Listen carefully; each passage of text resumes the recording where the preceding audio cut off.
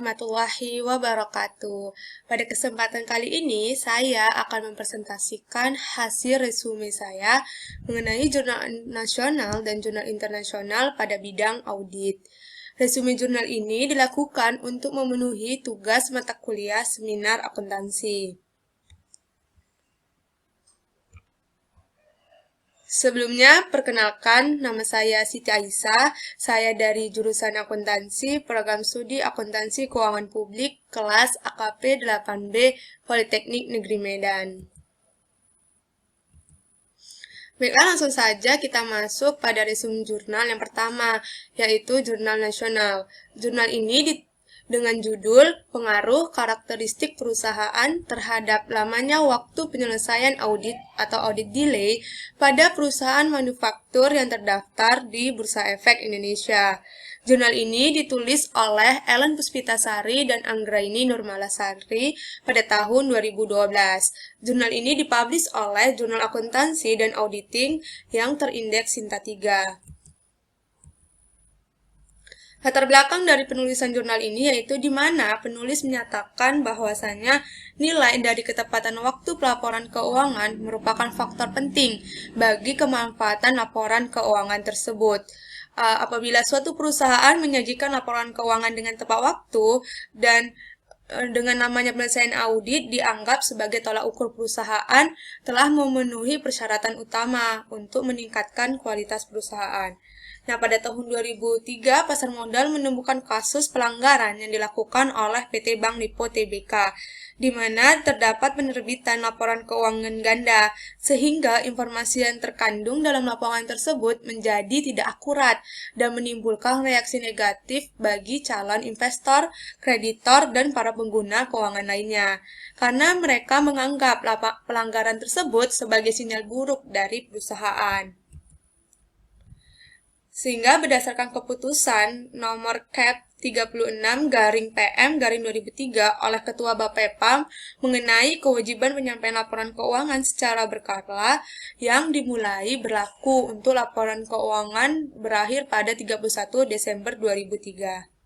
Audit delay yang melewati batas waktu ketentuan akan berakibat pada keterlambatan publikasi laporan keuangan, sehingga audit delay dianggap penting sebagai tolak ukur kualitas dari perusahaan tersebut. Nah, tujuan dilakukannya penelitian ini yaitu untuk menguji pengaruh karakteristik perusahaan terhadap audit delay yang terdiri dari ukuran perusahaan, solvabilitas, laba rugi perusahaan, dan menambahkan satu variabel lagi yaitu ukuran kantor akuntan publik. Hipotesis dari penelitian ini ada 4, yaitu hipotesis yang pertama, ukuran perusahaan berpengaruh positif terhadap audit delay. Hipotesis yang kedua, solvabilitas berpengaruh positif terhadap audit delay. Hipotesis yang ketiga, yaitu laba rugi perusahaan berpengaruh negatif terhadap audit delay. Dan hipotesis yang keempat, yaitu ukuran KAP berpengaruh negatif terhadap audit delay. Metodologi penelitian. Nah, penelitian ini dia menggunakan 4 variabel independen dan 1 variabel dependen, di mana variabel independennya yaitu ukuran perusahaan, solvabilitas, laba rugi perusahaan, dan ukuran KAP. Untuk variabel dependennya sendiri yaitu audit delay. Jumlah populasi dalam penelitian ini ada 106 perusahaan. Jumlah populasi dalam penelitian ini ada 160 perusahaan dengan sampel sebanyak 69 perusahaan dengan data sebanyak 276. Penentuan jumlah sampel dilakukan dengan menggunakan teknik purposive sampling. Nah, teknik pengambilan data dalam penelitian ini menggunakan metode studi pustaka dan analisis data yang digunakan yaitu menggunakan uji normalitas, uji asumsi klasik yang terdiri dari uji multikolonialitas, uji autokorelasi, dan uji heteroskedastisitas, dan uji hipotesis. Pengujian hipotesis menggunakan model regresi berganda.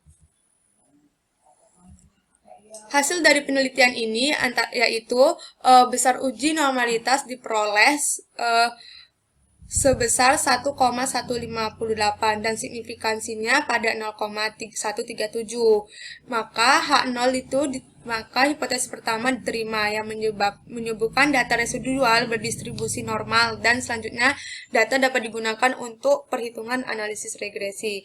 Pada uji multikolonialitas, variabel ukuran perusahaan, solvabilitas, laba rugi perusahaan, dan ukuran KAP tidak terjadi masalah multikolonialitas, sehingga penelitian ini dapat dilanjutkan.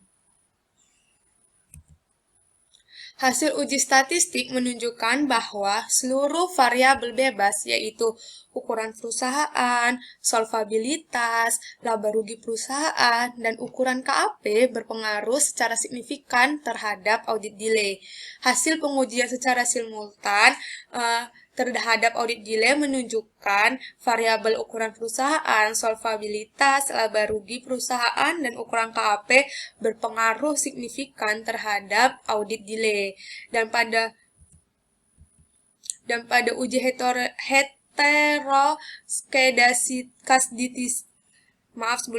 pada uji heteroskedastisitas menunjukkan titik tersebar secara acak, sehingga dapat dinyatakan bahwasan tidak terjadi heteroskedastisitas pada model regresi.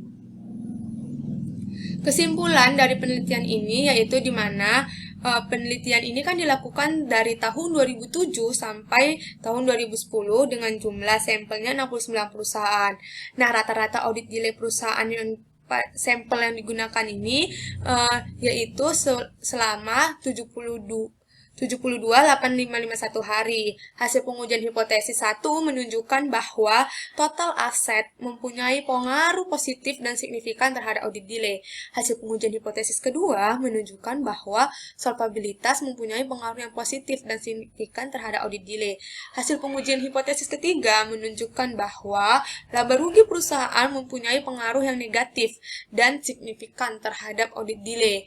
Dan untuk hasil pengujian hipotesis yang keempat yaitu menunjukkan bahwa ukuran KAP mempunyai pengaruh yang negatif dan signifikan terhadap audit delay. Dari penelitian ini terdapat keterbatasan, yaitu di mana kemampuan variabel bebasnya dalam menjelaskan varian dari variabel terikat pada mode penelitian yaitu sebesar 12,4%. Hal ini menunjukkan masih 87,6% varian variabel terikat yang tidak terjelaskan, sehingga untuk penelitian yang akan datang lebih baik menambahkan variabel lain. Misalnya, lamanya auditor mengaudit perusahaan, faktor perusahaan publik dan non-publik, faktor opini yang diberikan auditor, umur perusahaan, dan lain-lain. Nah, berdasarkan resume jurnal tadi, terdapat kelebihan dan kekurangan dari penulisan jurnal tersebut. Nah, kita masuklah saja yaitu pada bagian kelebihan jurnal. Nah, kelebihan jurnal ini yang pertama, abstrak pada bagian awal telah dibuat oleh penulis, sehingga memudahkan pembaca untuk memahami secara inti mengenai isi dari jurnal tersebut.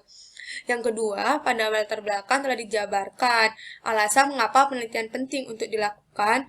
Yang kedua, fenomena atau masa yang terjadi terkait dengan penelitian ini telah disajikan oleh penulis, yaitu di mana penulis menyajikan mengenai masalah dari PT Bank Lipo.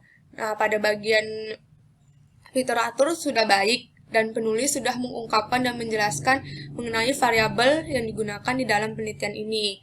Nah, hipotesis penelitian juga sudah disajikan dengan baik, yaitu di mana penulis memaparkan terlebih dahulu mengenai teori yang ada, lalu ditarik hipotesisnya.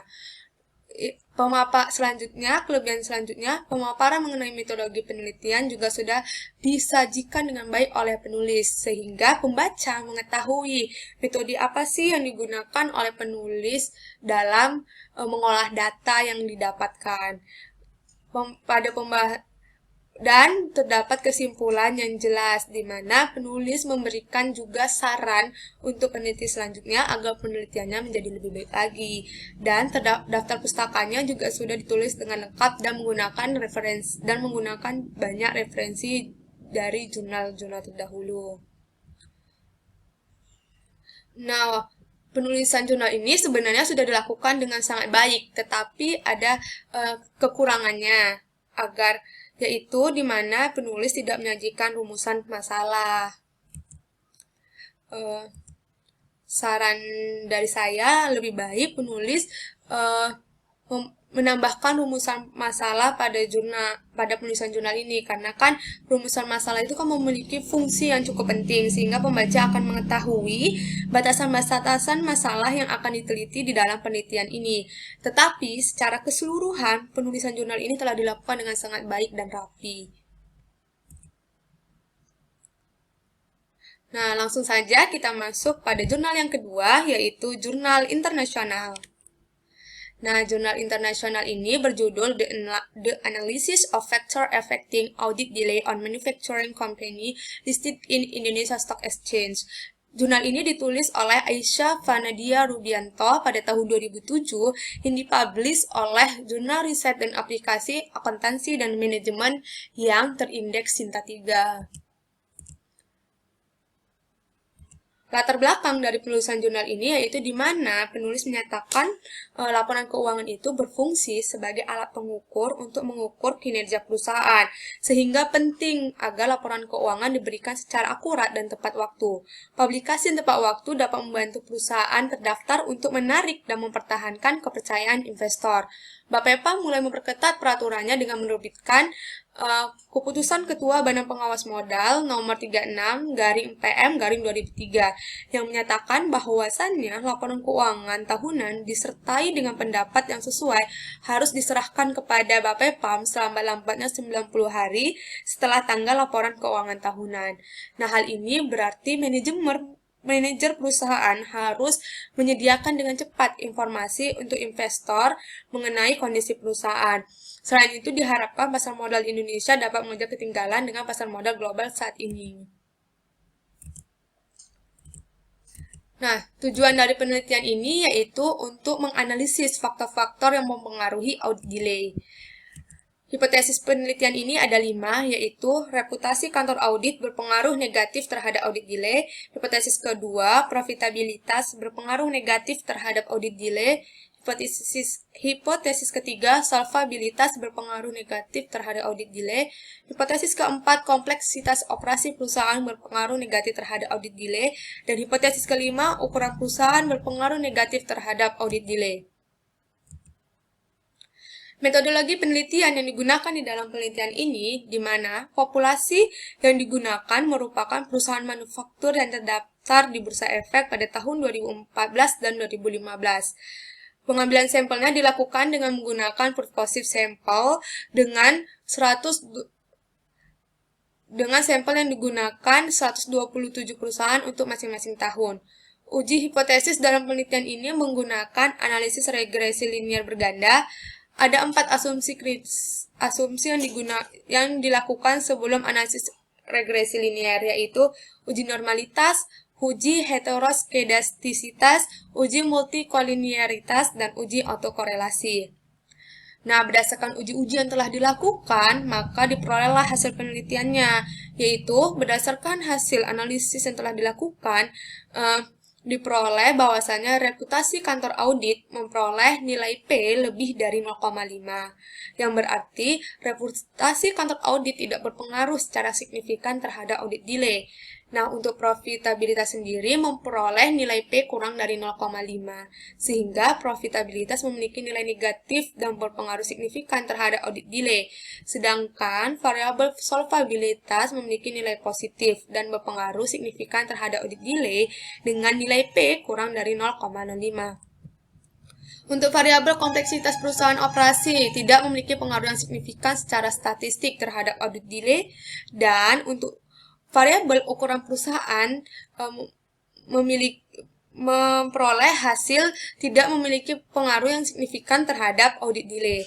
Nah, berdasarkan analisis, rata-rata lama audit penyelesaian pada perusahaan yang terdaftar di BEI ini meningkat dari 79 hari di tahun 2014 menjadi 85 hari di tahun 2015.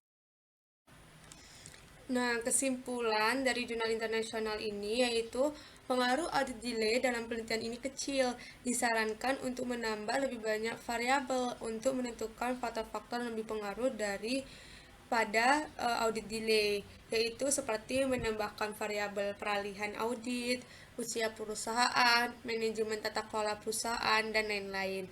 Nah, penelitian lebih lanjut perlu dilakukan untuk memeriksa apakah variabel dalam penelitian ini memiliki efek yang sama pada berbagai jenis perusahaan yang ada dan untuk periode akuntansi yang berbeda.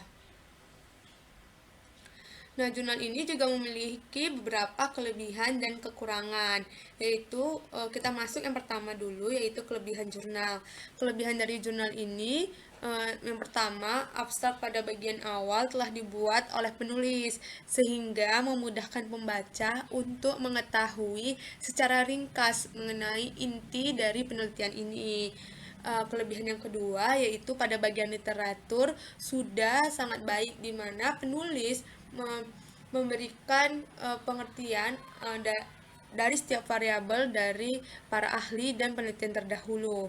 Hipotesis penelitian juga disampaikan dengan baik, di mana penulis menyajikan terlebih dahulu mengenai teori-teori yang ada, lalu ditarik hipotesisnya. Dan pada pemaparan mengenai metode penelitian juga sudah disajikan dengan baik, sehingga pembaca mudah untuk mengetahui bagaimana sih penulis menganalisis data yang didapat. Dan penulis juga memberikan kesimpulan yang jelas yang disertai dengan saran. Jurnal yang digunakan juga cukup lengkap dan banyak. Kekurangan dari jurnal ini yaitu pada latar belakang penulis tidak menjabarkan mengenai alasan mengapa penelitian ini penting untuk dilakukan. Lalu kekurangan yang kedua, fenomena atau masalah yang terjadi terkait dengan penelitian ini tidak dijabarkan dengan jelas. Nah, jadi si penulis ini tidak memberikan masalah atau fenomena yang pernah terjadi sesuai dengan kasus yang berkaitan dengan variabel yang akan diteliti. Alangkah baiknya apabila si penulis memberikan contoh fenomena yang pernah terjadi, dan penulis juga tidak menyajikan rumusan masalah. Nah, saran dari saya sendiri sebagai reviewer, sebaiknya secara keseluruhan penulisan jurnal ini telah dilakukan dengan baik dan rapi. Namun, agar jurnal ini dapat lebih baik lagi dan mudah dipahami, sebaiknya penulis dapat menambahkan fenomena atau masalah atau kasus yang pernah terjadi yang berhubungan dengan penelitian ini, agar si penulis tuh punya alasan yang kuat kenapa sih penelitian ini penting dan bermanfaat untuk dilakukan, sehingga penelitian ini tidak sia-sia untuk dilakukan. Dan sebaiknya peneliti juga menambahkan rumusan masalah, karena seperti yang kita ketahui, rumusan masalah ini kan kayak dari patokan sih mengenai masalah apa yang akan diteliti, sehingga pembaca akan mengetahui batasan-batasan masalah apa sih yang akan diteliti di dalam penelitian ini. Nah, sekian presentasi dari saya mengenai hasil resume dari jurnal nasional dan jurnal internasional pada bidang audit. Mohon maaf apabila terdapat kesalahan. Nah, resume ini dilakukan semata-mata hanya untuk memenuhi tugas mata kuliah seminar akuntansi. Mohon maaf untuk penulis apabila terdapat kesalahan dalam penyampaiannya. Terima kasih. Wassalamualaikum warahmatullahi wabarakatuh.